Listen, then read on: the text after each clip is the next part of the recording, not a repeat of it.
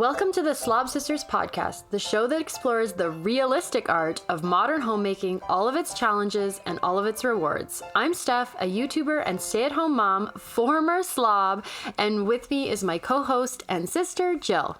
Hello everyone, I'm Jill, decluttering powerhouse and thrift store junkie.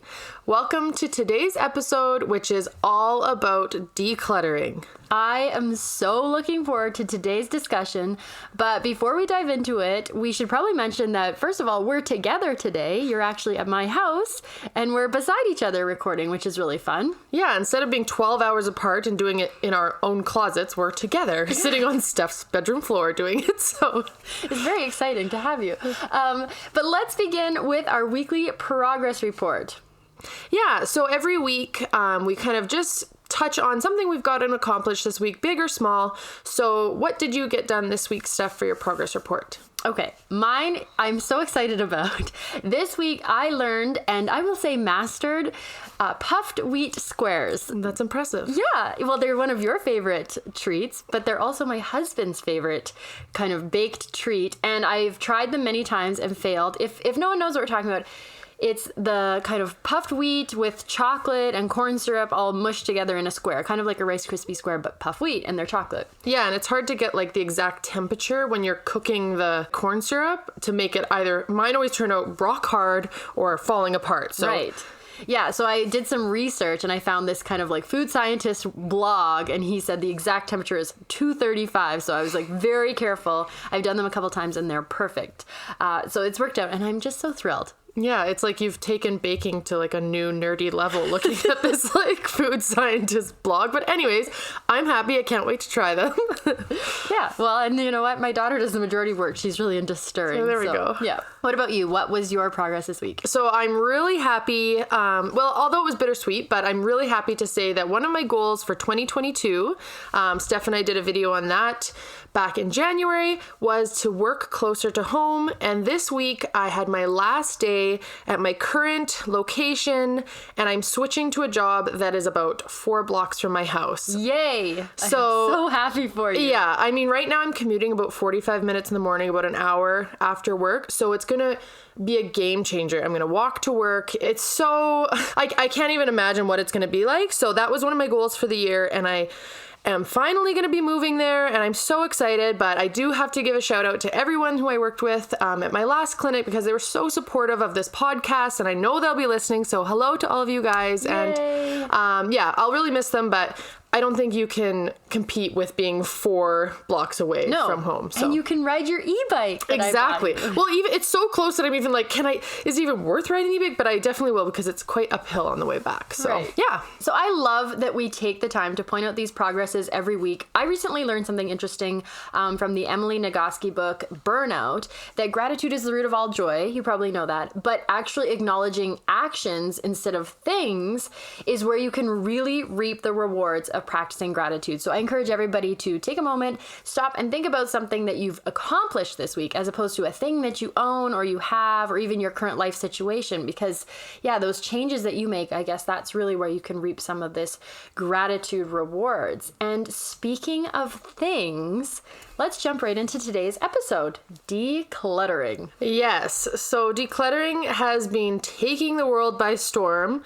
And if we had to name one topic on Steph's YouTube channel that is considered like the most popular, that gets the most comments and people want more of, it is definitely decluttering. Yeah, decluttering has been huge the last couple of years. And I think it's probably one of the first and maybe the most important step in having a really clean, stress-free home. And you know why that is? You cannot clean clutter. Yeah, you can just move it around, but if you don't get rid of things, you're just not going to be able to clean, really. No, you really can't. And in this day and age, our consumer-based society, you know, where we just feel like we want more and more things, and everybody's so good at advertising stuff to us, it just leads to more and more houses getting pretty out of control with clutter. Absolutely. And I mean, there's entire shows now exclusively devoted to decluttering. We've got Hoarders, which was kind of one of the first ones. tidying up with Marie Kondo and editing with the home edit, and it's becoming really popular and mainstream. Yeah, so I think let's like start at the beginning of decluttering, because not everybody obviously has a house like Hoarders, but not everybody's, at that Marie Kondo. Most of us are kind of somewhere in that medium range, and we need to find the place that works best for us. So let's start, where does this clutter come from? Because let's be honest, no one's endeavoring to fill their house to the brim with stuff. It just kind of happens slowly, and then one day I feel you look around and there's just stuff everywhere.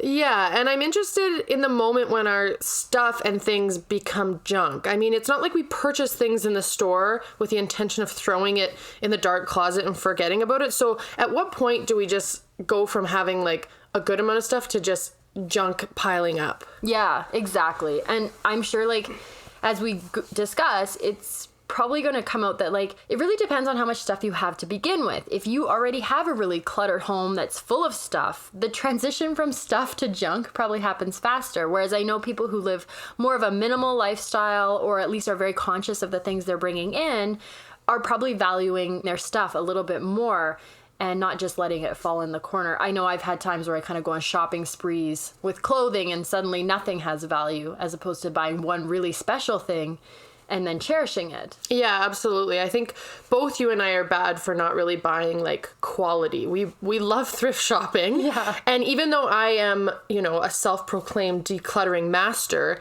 I still bring in a ton of stuff into my house, mostly from the thrift store. So, I mean, I don't think it matters how much you can declutter. If you're still bringing stuff in, it's easy to build up. So yeah, if it's on sale, I'm all about just absolutely grabbing them. Like, well, it's cheap, so I may as well buy it. That's definitely a mentality shift that needs to happen at our house. Yeah. So I was doing some research preparing for this episode, and one thing I learned kind of about clutter and stress was, according to Psychology Today, clutter causes stress because of its excessive visual stimuli. It signals to our brain that our work is never done, creates guilt, anxiety, and just overwhelm. And I totally get that. Yeah, definitely. When my house is messy or untidy, I just sometimes feel like I cannot relax. And this is why, like I often say, a tidy house is more fulfilling than a clean house, because when your stuff is scattered everywhere, I think you're right. It just feels like nothing's ever done. Absolutely. It doesn't matter how clean your house is. If you've got stuff everywhere, it's not going to feel peaceful. And I remember our mom telling us this a while ago. She was kind of into the feng shui movement about not keeping things under your bed. Right. And that is something I've always kind of kept with. It's just kind of having that like peaceful under the bed when you're sleeping, as opposed to sleeping on just like a bunch of clutter. And I think that there's like, I don't know, a good point in that. Yeah. Well, there's definitely little places where it hides and starts to build. And it really brings to mind, like, how is this starting? Where does your clutter start? Is it under the bed? How does it happen? Well, I think there's certain places in the home where clutter definitely does build up quicker. It starts slowly, building up in a few unassuming places. And I know you talk about a lot of these on your YouTube channel. So why don't you kind of talk about some of the places you think it kind of builds up the quickest and fastest? Right. So I call them Clutter Gardens. It's a new term I've coined, but I just mean it's places where the little seeds of clutter get planted, and then we start watering them with more stuff, and they soon get out of control and overflow. So some of the main ones for me, and I think a lot of people, are your hot spot. And what I mean by that is kind of your drop spot when you come in the house, where you're dropping mail and paperwork and things you brought in and kids' lunch boxes. It's just the drop spot for all things that don't really have a home but could have a home, but you haven't given them a home. So that's kind of a huge one. A lot of people use their kitchen counter or a desk or, a chair in the entryway. If you're listening to this, I know you're visualizing your hotspot right now. Another place is a closet. So dark spaces where you can just throw things and shut the door and forget about them. And we always talk about the Monica closet from Friends. Yeah. Where, she has this closet that's just like full of stuff. Even though she's a complete neat freak, she has this one secret place that she has just so much stuff. And if you open the door, all these things come tumbling out. Have you had that happen? Yeah. I mean, I've definitely had those moments where my closets are a bit of a fright to see. So sure. Everybody has probably at one time cleaned up for company to come and just thrown a bunch of stuff into a closet and shut the door and be like, look how neat and tidy. But I mean, we do have to deal with it. And then also your closet, like your clothing closet, right? it just feels unlimited. Like you can just keep stuffing more t-shirts in there. But you brought up an interesting point about how much of our clothes we actually wear. Yeah, so same time when I was doing this research, it was talking about how we wear 20% of the clothes that we own 80% of the time, and the rest just kind of hangs there just in case. And I know that's definitely the case for me. And I have my favorite pair of jeans, and the other ones are just kind of there, and I wear them sometimes because I feel sorry for them. But otherwise, like, some of my clothing legit gathers dust. Right? Yeah. I know. I have some sweaters just to keep the other sweaters company that I actually wear. But it's interesting, we talked about quality earlier, because I do feel like the high quality pieces that I purchase and spend money on, I really cherish them, and they really do get the most wear. Absolutely. I agree. Maybe I should give up thrifting. Well, we get some good finds there, but yeah. So in terms of other places in the home that build up clutter, I mean, this is a big one for me. I know growing up for us, it was pretty bad, is the garage. Yes. So us too. I mean, like the closet, very easy to just kind of build things up in there and then forget about it. And it's also a place, I think it's the last place you think about cleaning when you're cleaning your house. So it kind of doesn't get as much attention. Yeah. I think any of these spaces, and we're talking about these clutter seeds, any of these spaces where you can shut the door and not see them is kind of a really easy place to start. I know a lot of people have clutter in the guest room because it's just, just chuck it on the bed in the guest room. And then suddenly guests are coming and oh my goodness. Then what? Then it goes in the garage and then on a hot spot. Yeah, exactly. Just move the clutter about. Yeah. And so once some of these spots begin to fill up and they're literally full, the drawer is full, the closet door can't shut, we begin to overflow our clutter into other areas, and on and on and on. It's something we have to pay constant attention to, or it really can get out of control fast. So what are some of the reasons you think that it's like building up in these spaces and filling up in the first place? Because there's got to be a reason. We're not just thinking this is the best place to just chuck more and more things into our junk drawer. Yeah, and I mean, I think the first thing, and this is where the hotspot really comes in, is not having a home for everything.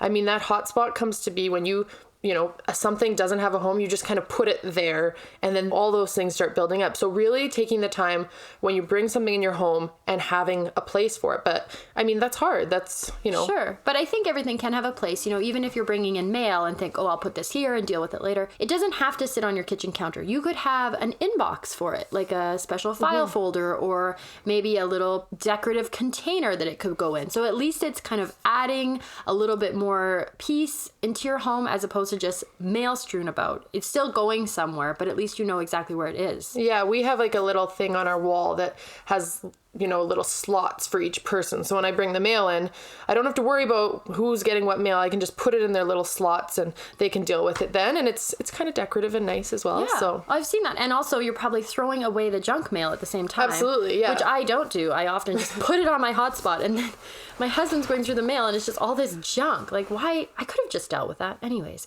But speaking of not putting stuff away, that's kind of the second reason this stuff is building up. It doesn't have a home, and then you don't put it there.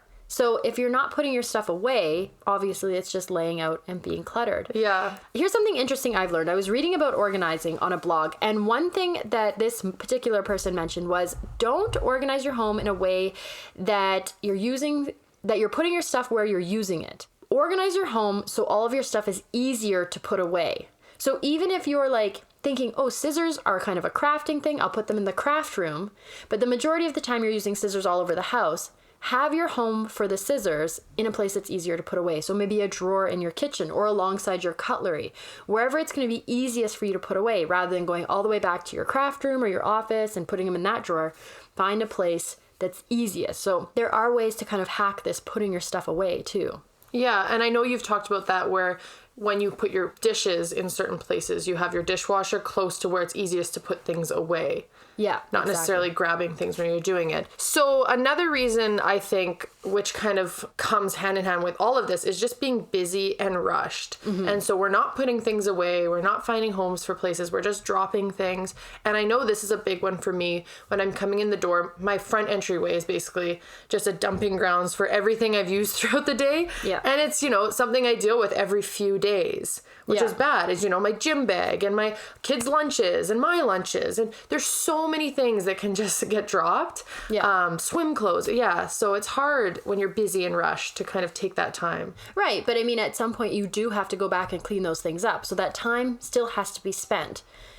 And really, we need to shift the mentality to spend the time right away rather than waiting to spend the time and doing it later. Because either way, you're putting the stuff away. Yeah, whether exactly. you do it now or later. But if you do it now, you don't have to look at it all the time, and you're reducing that kind of mental load as well.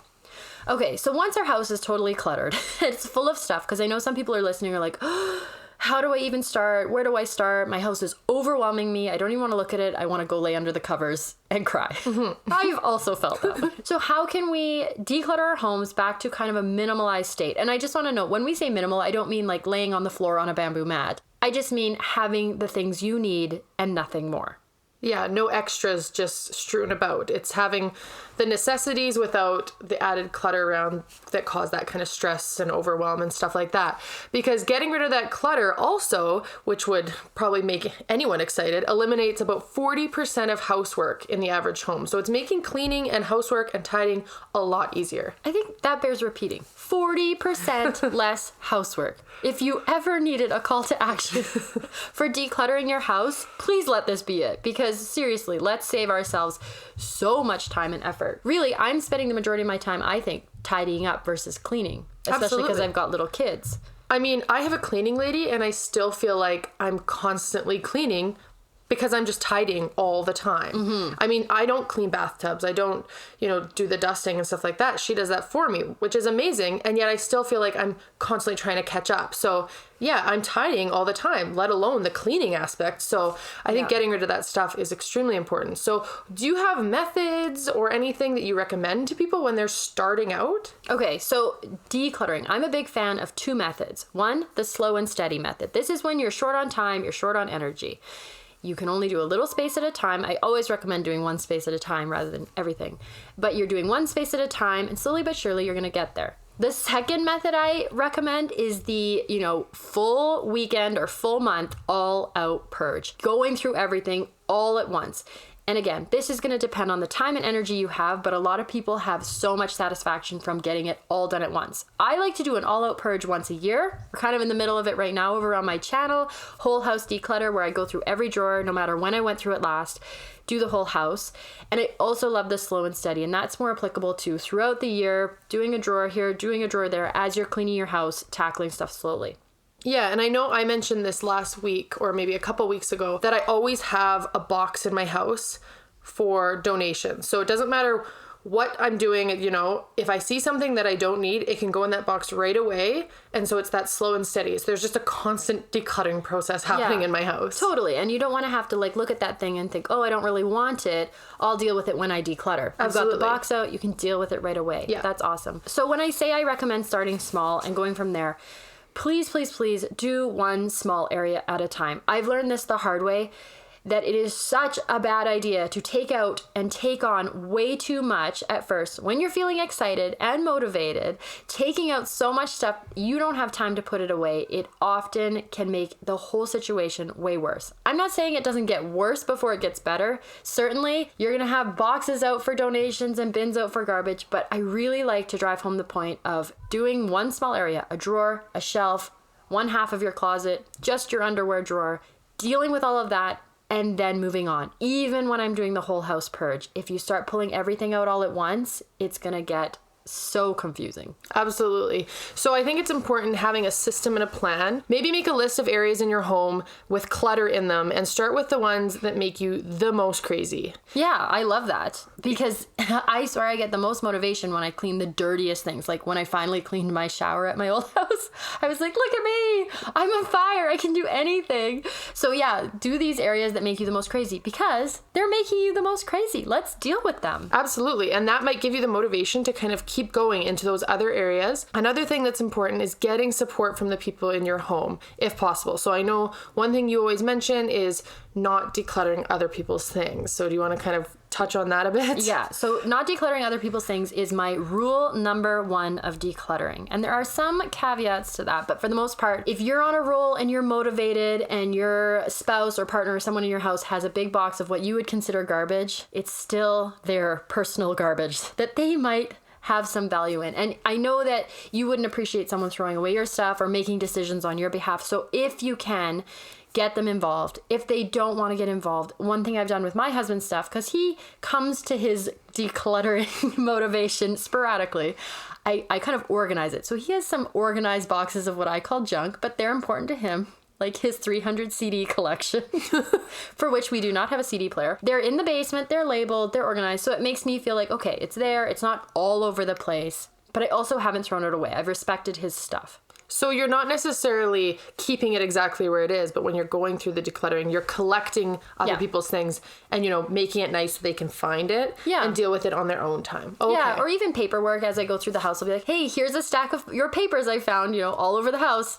Where would you like them? And then he can put them where he wants. I will say, though, I did say a caveat at the beginning, and this is when you come to, kids of a certain age, younger, do try to get them involved or at least let them know or maybe consult them if you can. And then, obviously, when you have a death in your family or some house that you need to deal with, there is a time when you can declutter other people's stuff. But just going forward, just try to be so respectful of their things and why they might want to keep stuff that you don't consider to be useful or valuable at all. Yeah. So while you're kind of separating things, into other people's belongings and your own, I think what's important is to keep things separate into separate boxes by categories of keeping that you might have to put in another place, donating, selling, and tossing out. So what I like to do is keep a little area of things that I'm selling and put it up right away. That way, when people want to buy it, I can actually find it because I'm probably not alone that when someone comes and they want to buy something from me, I can't find it. And that's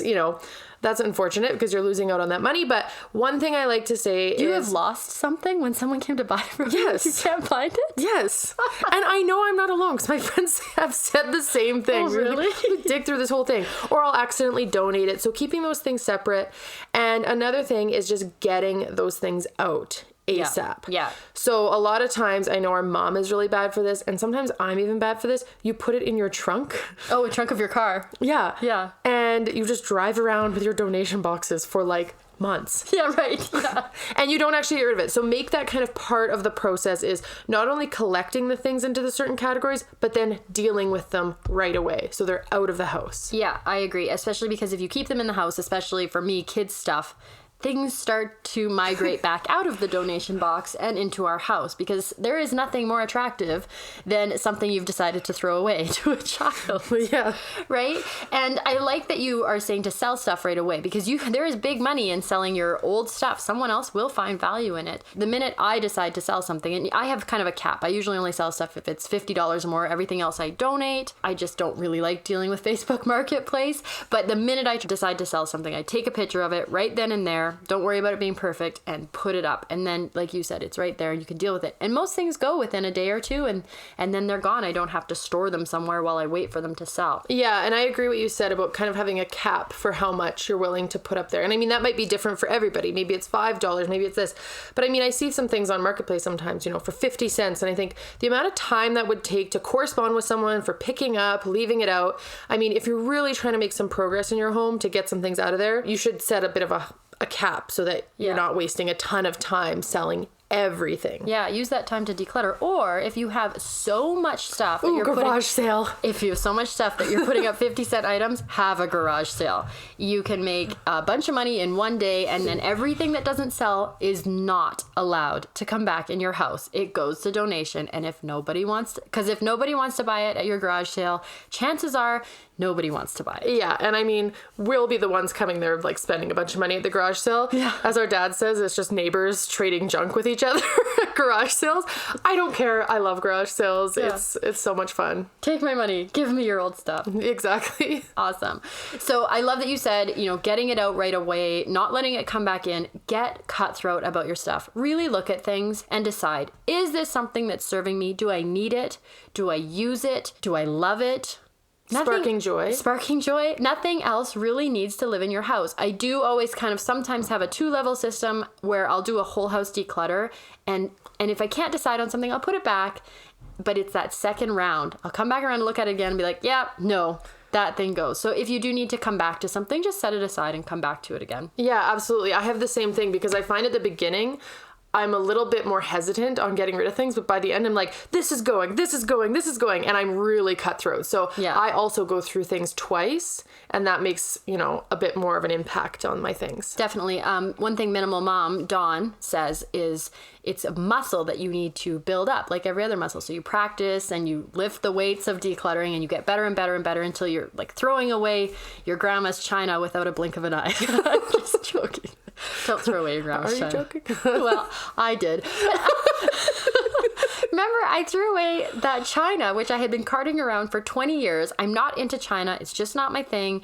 And finally, I asked her mom, I said, I really don't want this. Do you want it back? And she goes, oh, that's actually grandma's friends. I just thought you might like it. Here I'm carting around this china, which I thought was so special to our family, and it wasn't. Oh, geez. So if you don't want something, you could always ask the people that it means something to. Because really, it meant more to my mom than me. I cherish my grandmother's memory, not through stuff. Yeah, you've never been one to kind of hold things, in terms of material things, very close. So No, not at all. But I do collect every greeting card ever given to me. Yeah, It's so weird. Nothing else. Yeah. Okay, so once we've decluttered, we've gone through our whole house, we've decluttered all those spaces, everything has been donated or sold, it's gone. How can we prevent it from happening again? Well, I think the first thing is routines.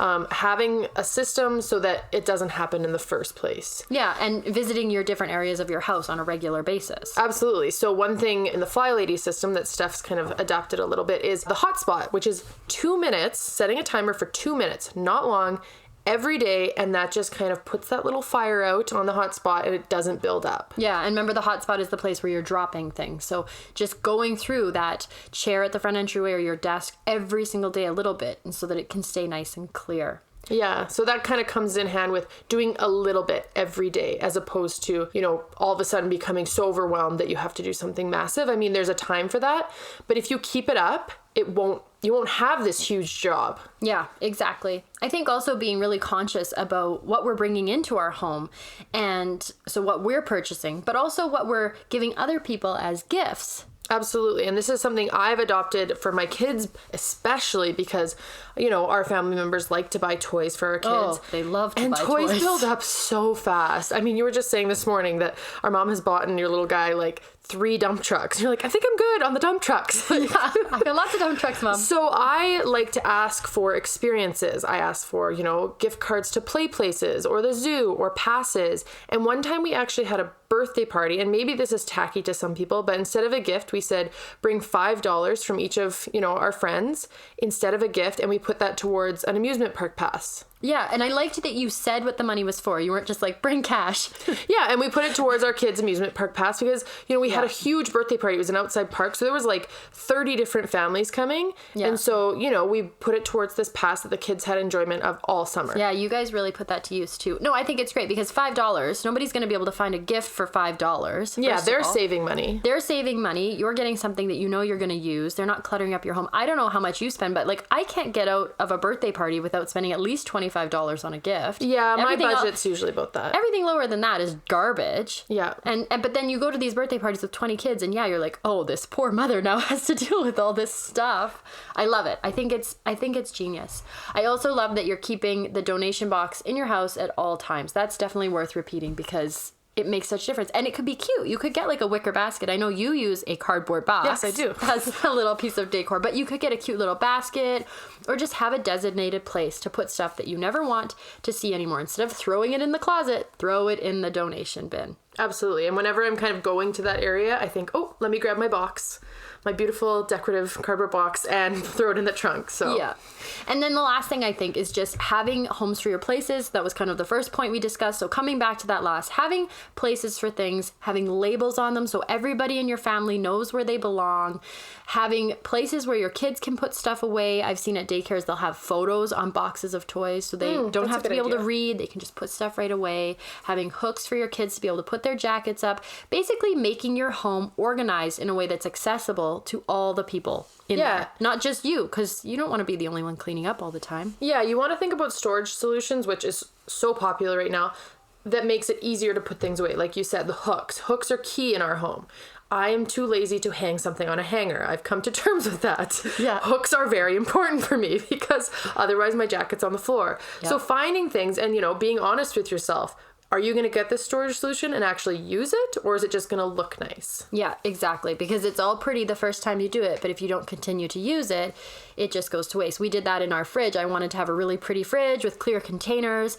I went and got all this stuff. I made a video about it, and it looked amazing. And my husband was absolutely disgusted. He's like, I'm not doing this. Why would I take cheese and put it in another container just to put it in the fridge? I was like, it looks great. He's like, not happening. So it wasn't a solution that worked for everybody. He was probably right. It was way more extra steps than needed to be. But it looked really nice at first. We do use those clear containers for other things now, but yeah, it didn't work for our family. So make sure it's something that's actually going to work for you and not just look nice in a picture the minute you finish. Yeah, absolutely. So I think wrapping up, just talking about what we do in terms of decluttering and how, our biggest reminders for people. I know on our Facebook page, the Secret Slob kind of motivation and accountability group, which I'm sure a lot of people listening are part of, we talk a lot about decluttering. Mm-hmm. That's the first step in people when they're trying to kind of get things together. And so a reminder, if people want to join that, there's always a lot of support there. And some awesome before and after pictures. It's impressive. What people do with, it's just crazy. And really, rooms will go from so cluttered to empty. Yeah. And you realize that room was literally full of stuff you didn't even want. And of course you know that, because if a room's all piled up and you don't even know what's in there, how could you possibly want those things? Absolutely. And I think for a lot of people on this group, they're finding, that they might not have a friend or family member in the same position of them when it comes to maybe they've really gotten out of hand with the clutter. But on this group, there's a lot of people with clutter issues that you can definitely relate to if that's you. Yeah, you're not alone. The other thing that we're doing right now, and I mentioned it earlier, is we're having a giant declutter challenge over on my channel, The Secret Slob, tackling one small space a day. And there's a printable that goes along with it. You don't have to follow along with us right now in real time. You can always just pick it up whenever. But I like to do this once a year, give you a little bit of motivation. We're actually doing prizes this month too. So if you do hop over there, you could win something. It's free, by the way. It's totally free. And it's just motivation to get going and tackle some of those spaces you might not have thought about. Yesterday we did cords, which for me, I haven't told you my string theory yet about cords. Any cord that comes in contact with another cord will inevitably become tangled with it. That's the real string theory. But we did cords, which isn't something you might think about. You're like, oh, there's that bin of cords I never look at. But really, it's all those little things that add up and make clutter overflow into the rest of your house. Absolutely. I think it's a great place for anybody who's feeling like they don't know where to start with that one small area at a time. Yeah, totally. I love this topic. I love talking decluttering. Throwing things away and buying new things from my neighbor's garage sales is pretty much my... How we justify buying a ton of junk every day, basically. But really great topic. Super good to discuss. I love just talking about this one in spring when everybody can start having garage sales and getting some of that stuff out of their house and breathing life into the house and into your spaces. So let us know what you're doing to declutter this spring, or if you have any amazing tips. We always love to hear them. Please make sure to subscribe to the podcast and leave us a comment. We love doing it. We're almost at our 10th episode. Woohoo. Very exciting. And we even have some guests coming up in the future, which I can't wait for. Absolutely. It's going to be fun. So that's a really great topic, great discussion. Always a good reminder to kind of keep on top of this. Yeah, loved it. Okay, now we've reached the end of the podcast, which is our favorite part because we share a funny story from our past, and there is no shortage of them. Today is your turn. Go for it, Jill. All right. So my story, it's fairly recent. I think it was a year or two ago. My son went to daycare, quite a large daycare, and you had to bring blankets for them to nap with. And so I did. You have to wash them every week and then bring them back on Monday. No problem. Most times it would just end up like in this like dirty ball in my trunk, and I'd fold it up nicely pretending like I washed it for Monday. Sometimes I washed it. This particular time I did. So I brought them in, and then when I went to pick up my son at the end of the day, there was a bunch of parents there, and the daycare worker was like, I put something in your son's cubby. It was on his blanket. And I was like, well, what is it? Just tell me what it is. Do you remember this? No. And I was like, well, just tell me what it is. And she's like, it's just in there. It's just something that was on his blanket. And I was like, okay. Where? Like, what is this thing? I'm just like not putting it together that she's trying to be discreet about, and all these parents are kind of like, yeah, what is it? What is it? Yeah. I'm thinking it's like some sort of like picture he's drawn or some cute thing she's put in my cubby. And you thought it was something like that he did at preschool. Yeah, like she's like, it was on his blanket, and I wasn't really getting that. No. She comes over and she's like, it's just in there. And I was like, okay, so I lift it up. I'm not kidding. I probably have one pair of sexy underwear in my life. And it so happened that obviously in the dryer, my like leopard print G-string had like staticked itself to my son's blanket and was in there. So I pulled it out and I was like, yep, okay, thank you. And just like shove it into my pocket and get out of there as quickly Did everyone see? Yes. Because the poor daycare lady is trying to be nice to me, but I'm like, well, what is it? Tell me. Just like get it for me. It's like, you know, just take the hint, Jill.